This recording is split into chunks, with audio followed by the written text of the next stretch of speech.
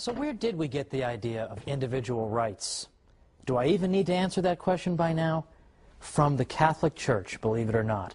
We're going to talk about that and a lot more today on the Catholic Church, Builder of Civilization.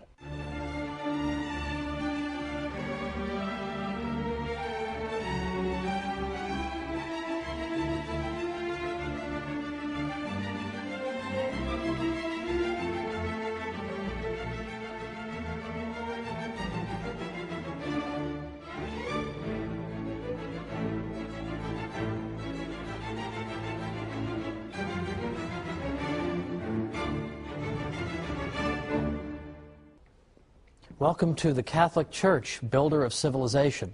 I'm Thomas Woods.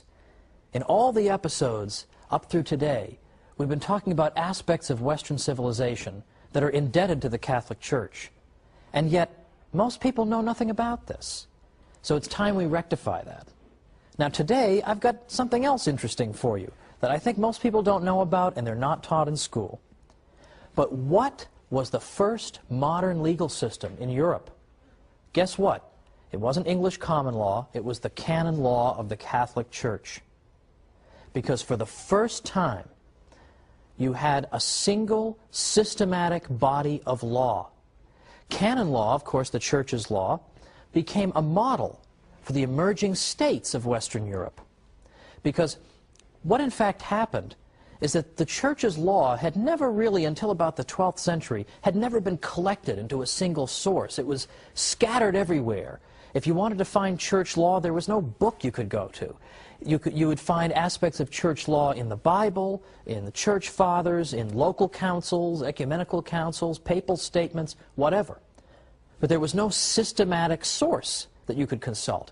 And that came to an end in the year 1140, when a man named Gratian wrote the Concordance of Discordant Canons.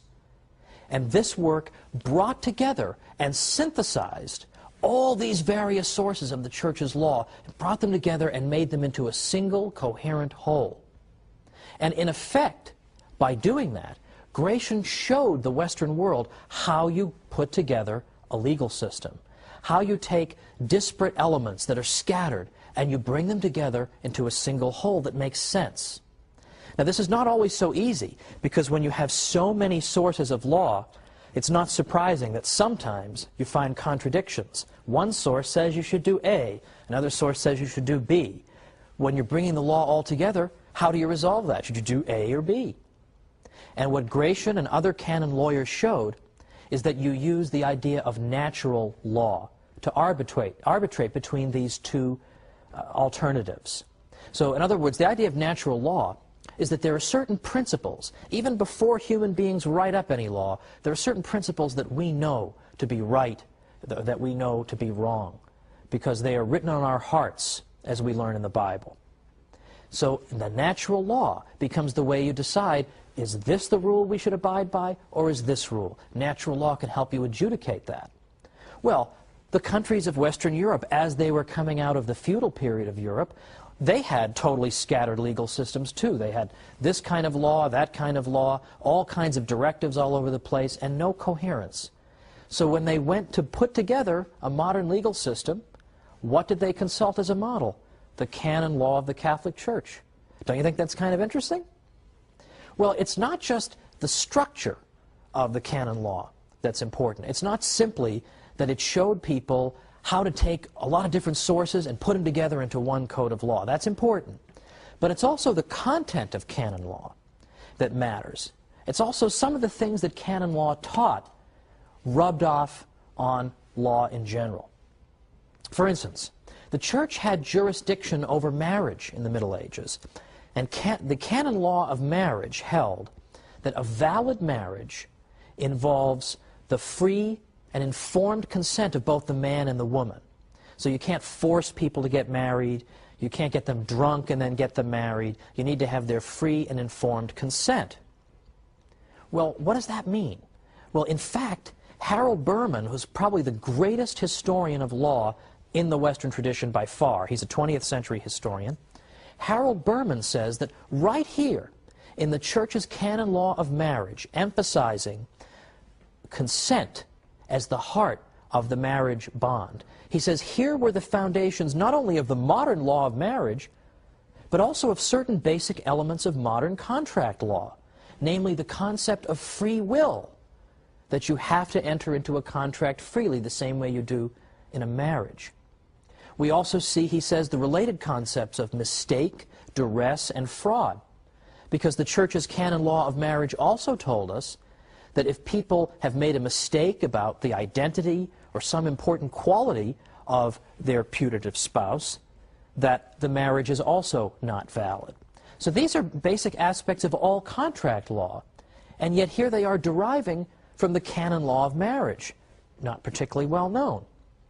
What's also important is that it was very common, the practice of what we might call infant marriage in Western Europe. This was a barbarian custom, and infant marriage, of course, is incompatible with the Church's canon law of marriage, because how can an infant give his consent to a marriage?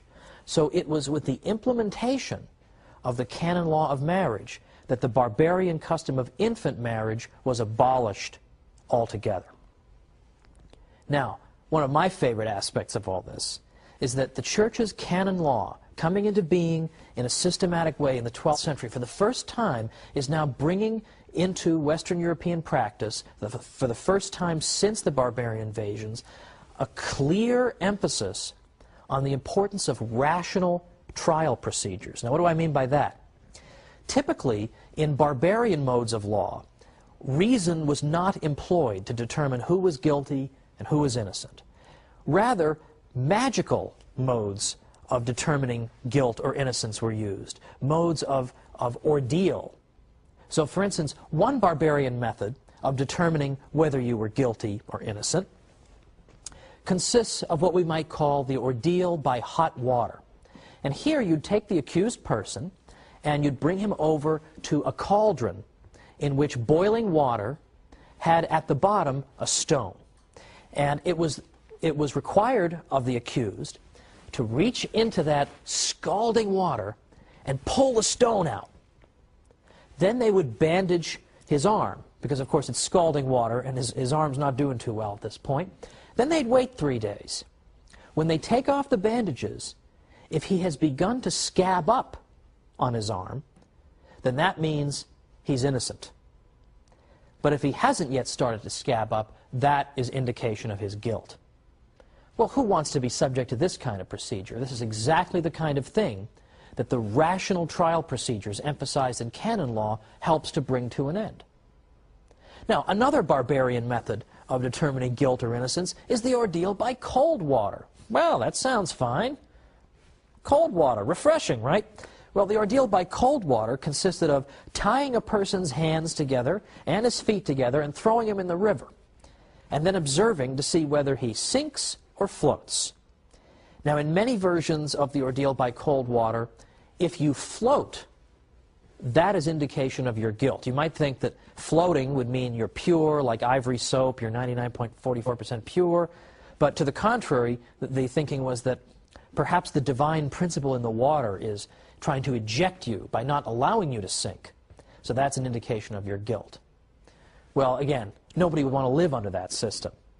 And in fact, that system doesn't really tell us who's guilty, who's innocent. It just tries to end the dispute. Look, this is how it turned out for this guy. He floated. That's the end of it. Let's just stop the fight right here.